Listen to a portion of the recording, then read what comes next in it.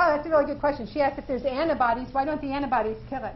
That's a very good question. And when the vaccine development people in HIV all these years, you know, the reason why we don't have an HIV vaccine yet is that antibodies don't kill HIV. You need cytotoxic T cells to kill HIV. So all those vaccines for HIV have been trying to get the cytotoxic T cell lines all geared up and ready to go and not focus on the antibodies. The antibodies don't do it.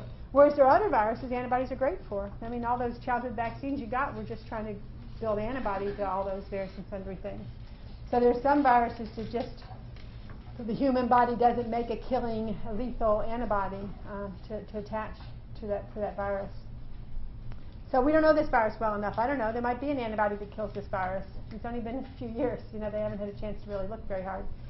The other thing disturbing on that other one was that only half the people they looked at had antibody, but they had the virus. So antibody is probably not going to be our world's best blood test for this. Judy Mikowitz, sorry Judy, Judy Mikowitz renamed the illness. I'm not sure this is going to stick, but she called it XAND, XMR-associated neuroimmune diseases. The reason why I don't think it's going to stick is I don't think the M is going to stick very long. I think as soon as this virus is clearly shown to be a human virus, they're not going to call it a mouse virus anymore, and they're going to rename this virus, and then we'll be renaming again. So I'm not leaping to embrace a new name, but I will embrace any name that's not chronic fatigue syndrome. So that'll be very good. But this is also stuff they showed just last week, and this is not published data. And this is not, these are not going to be very representative because these are family members of chronic fatigue syndrome patients who happen to have MS, fibromyalgia, or autism. And in family members of chronic fatigue patients who had these other conditions, they found XMRV in that family member. So the questions, there's lots of questions. This is the first paper. The paper is very exciting. The next step is to validate the paper, the very next step. And this is going to be difficult because what did I tell you about the prostate work? 2 that said yes and 2 that said no. Now if you talk to the guys that said yes, they'll say the guys that said no didn't use the same method to look. That's science. We do this all the time. We get into big quibbles over method. Method. Already, I have a conference call with the CDC on Monday because they want our samples. The guy in Yale wants our samples. The guy at Hopkins wants our samples. I mean, everybody knows that I have a freezer full of samples, and my reaction is, oh my God, what method would you apply? I don't want to be the one that had the bad method. I don't want my name on the paper that you didn't use the right tool. So the first step, I think, is to get all the people trying to do this together and use the same method. And that's absolutely necessary. And I think if you see some negative papers coming out, don't be discouraged. It's going to happen. There are going to be some negative papers. People really jump to do this. And the method's not that easy, and getting the right bits and pieces you need together, it's not read the paper and then go do it. Things we don't know.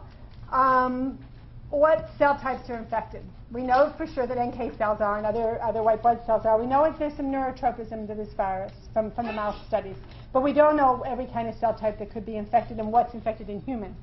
How is it transmitted? A critical question. Certainly the blood bank industry's jumped right in. They're going to try to see if this is a worry there because they have freezers full of samples. They can go back and survey for any positive and then actually have recipients, and they can see if there's any recipients that are positive. So they'll be able to test that theory, I think, very, very quickly, very efficiently. What is the immune response that controls this virus? You asked that question. Would the antibodies do it? And the answer is, there's a great question. The antibodies might do it. Cells might do it. It might be that we have to repair these cells and then they can do it. But there's a good question. We don't know with this virus what the answer is, but we do have a much better sense of what retroviruses are after the last 20 years of HIV work. We really do have so much. I mean, if I go to the HIV meetings and I go to the chronic fatigue meetings, let me tell you the difference. Reno, and this is a pretty good meeting last year, I think we had 180 to 200 investigators at the Reno meeting, and that was the whole world. It was the Japanese were there and the Europeans were there, and pretty much, you know, it was a who's who of who does this work, and there was 200 of us. And the HIV meetings, I've been to meetings where 18,000 people came. Yeah, and that's the kind of brain power that was being directed. So Now, the other thing about those HIV guys is they're kind of bored. They don't have anything to do. The patients are doing well. You know, science is a little dry. You know, not a lot of grants. Cool. We're going to suck some of those guys right into our field now. This is going to be really, really good. We've been waiting for a flush of brilliant new people, and I think you're going to see a flush of brilliant new people coming into our field if this, if this holds up. There's going to be a lot of good interest.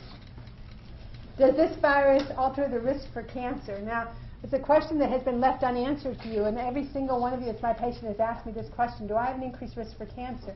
My gut reaction is, yeah, probably, because the cells that are your cancer prevention cells are part of what's broken or partially broken in this illness. So, you always hear me talking about things that anything you can do, antioxidants, everything under the sun, to try to help you any way you can to goose up your own tumor defense systems, and these cells in particular. But here we are 25 years into this illness, and we do not, to date, have a natural history study that's longer than 3 years. No one has yet answered for you the question that needs to be answered. It's part of my motivation to put together these clinics with Hannah, these chronic fatigue clinics, is that we're going to use this big common database. And if we really can get a bunch of clinics all linked up together using the same database, we're going to have the natural history study finally, because you have to do it yourself. That's how it works in this field. We actually don't have that information for you. Can we develop immune-based therapies? My group's been working on immune-based therapies for years. We did a really cool one years ago with cell expansion. Some of you were in that study, and some of you got really big, impressive results when we enhanced your cytotoxic T cells and your natural killer cells. You got good clinical improvement.